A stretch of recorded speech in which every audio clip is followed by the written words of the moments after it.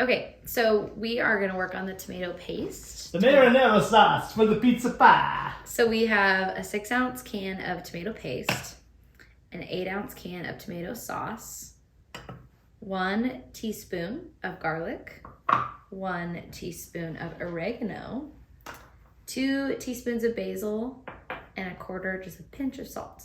Yep. And if you want to add something else, like you want to add paprika, this is what's fun about making your own sauce, is if you like more garlic or you like thyme or rosemary or any of that other stuff, you can add whatever concoction you want. You want to add some slap your mama to it, add a little Cajun flavor.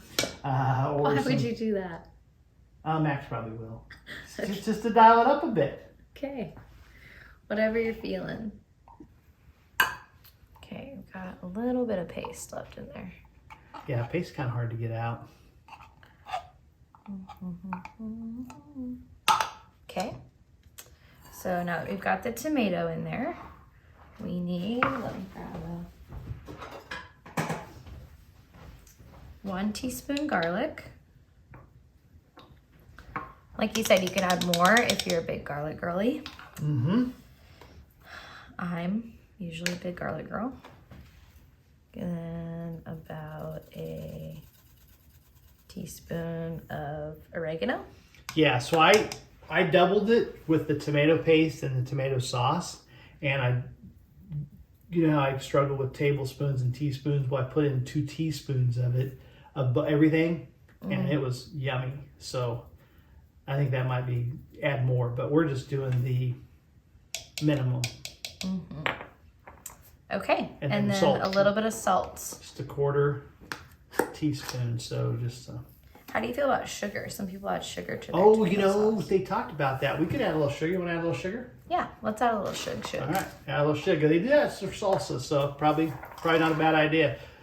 Let's try to make everybody type 2. You stir, I'll get the sugar. Just mix it in, and this you can store. You know, I've made it to where I used tomato sauce with the spices, but I think tomato paste is really what takes it to the next level. Yeah.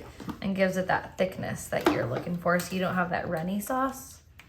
Is that too much? Just a little too much. Just a pinch. Pinch is for That trouble. was like 2 tablespoons. Everybody like a little bit of sugar. Just a little bit. Okay. All right, mix it up, and then like I said, it's good for 2 weeks. Put it in a airtight jar, mason jar, and you've got salsa. That's the salsa that we're gonna Sauce. That's the sauce, not salsa. That's the sauce we're gonna use today. So pretty simple. And now, once we get our dough, we're ready to make some pizza. All right, so we just take some of your marinara sauce, like a big healthy. You just drop it in the middle, and then you can spread this while I'll fix yours. And then you just simply kind of go in circles. I think mine's gonna be fine. I don't think so. That looks kind of needy. Okay. So you're just kind of spinning the sauce. It's pretty thin. You can add a little more, but you just want a base to it. You don't have to do anything crazy.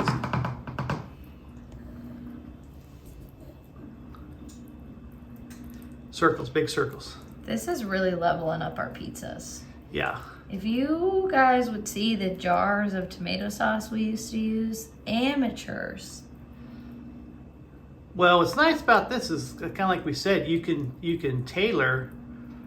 You can come in and put a little butter with garlic and dial up the bread. Dad's a big butter and garlic guy. He's about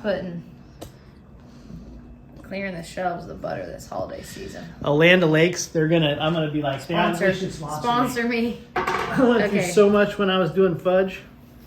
Okay, I think that looks nice. What do you think? I think that looks a little thick. But Too thick?